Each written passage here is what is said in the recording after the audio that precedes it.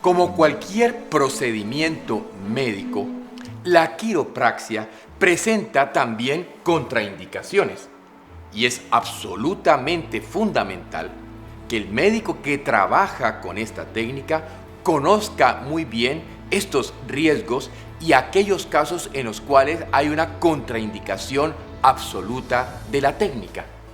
Hay que recordar que en la manipulación estamos en un movimiento pasivo y enérgico de la articulación, que por lo tanto es fundamental identificar factores de riesgo, aquellos casos en los cuales incluso practicar el procedimiento podría ser perjudicial para el paciente.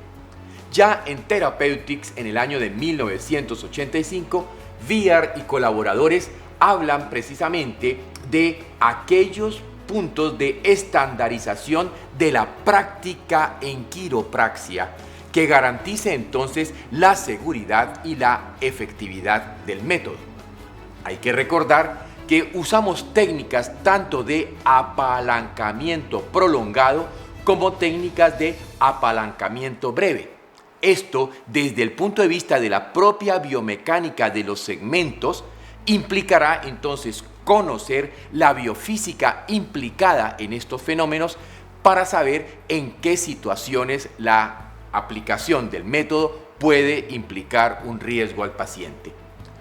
Hay que recordar también que estamos haciendo movimientos hacia el espacio parafisiológico, que en la manipulación llevamos la articulación hacia el máximo de su movilidad y por lo tanto hay que saber si ello puede representar algún riesgo o algún peligro. En el año de 1980, Haldeman y colaboradores, precisamente al hablar del manejo de quiropraxia para el dolor lumbar bajo, llamaban la atención sobre aquellas circunstancias en las cuales estas distintas formas de apalancamiento pudiesen implicar un factor de riesgo o cuando había que estar claro que no debería realizarse. Por tanto, no habrá indicación para la quiropraxis cuando la manipulación o la movilización no resultan provechosas. Cualquier nivel, cualquier grado de riesgo con la manipulación indica que no deberíamos entonces practicarla.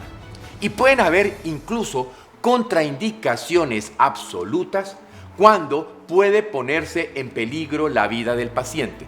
Veremos evidentemente que hay un grupo importante de situaciones patológicas y fisiopatológicas en las cuales la manipulación representaría un claro peligro.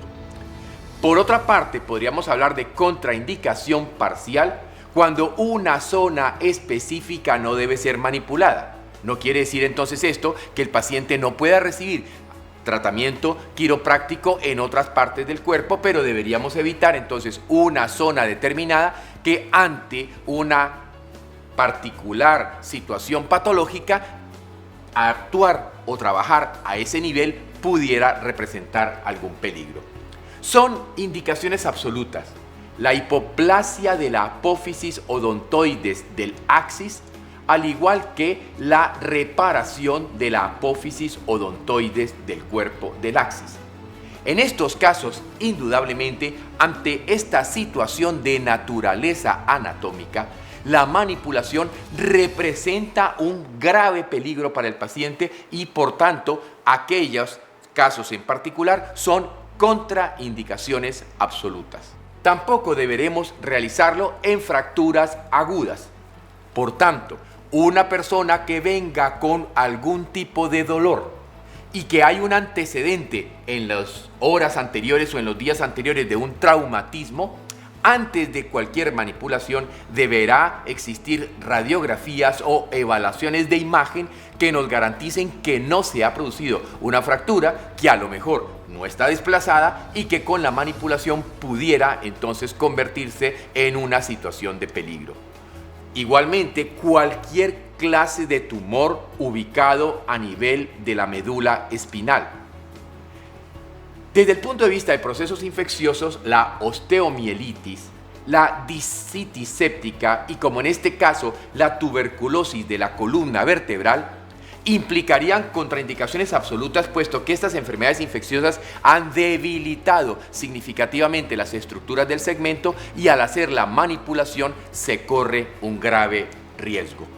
También es contraindicación absoluta la presencia de meningiomas o la presencia de hematomas espinales e intracanaliculares.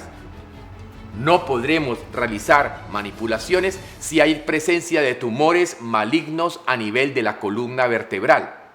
Y cuando estamos frente a una hernia franca de disco, en el cual, ante todo, existan signos de déficit neurológico progresivo, donde el paciente que tiene un diagnóstico de una hernia discal ha ido cada vez presentando más y más manifestaciones precisamente de compresión neural, en este caso tampoco debe realizarse la quiropraxis. Las malformaciones, y particularmente la malformación de Arnold-Chiari en la parte superior de la columna cervical, es contraindicación absoluta, lo mismo que cualquier clase de dislocación de vértebras a lo largo de la columna o cuando existen dispositivos de fijación o de estabilización interna. Si un paciente llega, dentro de la historia clínica debe estar muy claro si ha sido operado y si se le ha colocado alguna barra, alguna placa, alguna de estas situaciones de fijación y estabilización, puesto que allí no podría por ningún momento ser manipulado. También hay que tener mucho cuidado con las enfermedades neoplásicas del tejido muscular o de otras partes blandas. También hay que recordar que muchísimas veces, como por ejemplo en el cáncer de la próstata, se puede hacer metástasis a columna y que a lo mejor un dolor de columna pudiera ser un dolor de columna lumbar, por ejemplo, pudiera ser la primera manifestación de un cáncer que tiene su primario en la próstata, pero que ya ha hecho metástasis en columna, y esta es la primera manifestación que el paciente tiene. Una manipulación aquí estaría totalmente contraindicada, de ahí la importancia de que al paciente en la historia clínica se le investigue y ante cualquier sospecha primero se hagan todos los exámenes pertinentes antes de cualquier manipulación. Otra contraindicación absoluta es la hipermovilidad generalizada congénita. En el síndrome, por ejemplo, de Ehlers-Danlos, donde tenemos esta situación tan especial del tejido conectivo, la manipulación podría ser de riesgo, puesto que no hay límites en el movimiento fisiológico de las articulaciones. No debemos realizar quiropraxia en pacientes con siringomelia, al igual que tampoco en pacientes que presenten hidrocefalia idiopática. En el caso del síndrome de la cola de caballo, también la manipulación, sobre todo de la parte baja de la columna, representa una situación de riesgo. Y ya, trastornos inflamatorios como por ejemplo artritis reumatoidea o espondiloartropatías seronegativas, implicaría que la manipulación sobre la articulación sería un factor que podría empeorar la situación ya de dolor o ya inflamatoria previa que presenta el paciente. Lo mismo que cuando estamos frente a situaciones de desmineralización o cuando hay una laxitud ligamentosa con dislocación, puesto que probablemente generaríamos nuevamente la alteración funcional al hacer la manipulación del paciente.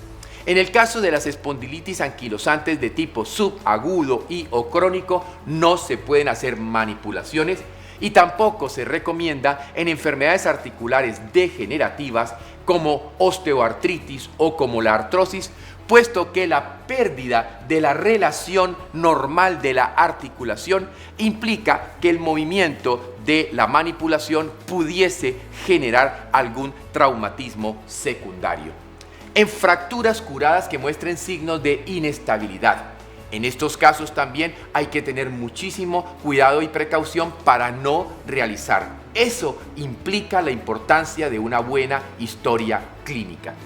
Trastornos de debilitamiento y destrucción del hueso en situaciones en las cuales se presente osteonecrosis es también contraindicación absoluta de la manipulación. Incluiríamos también un grupo de patologías como trastornos hemáticos y circulatorios.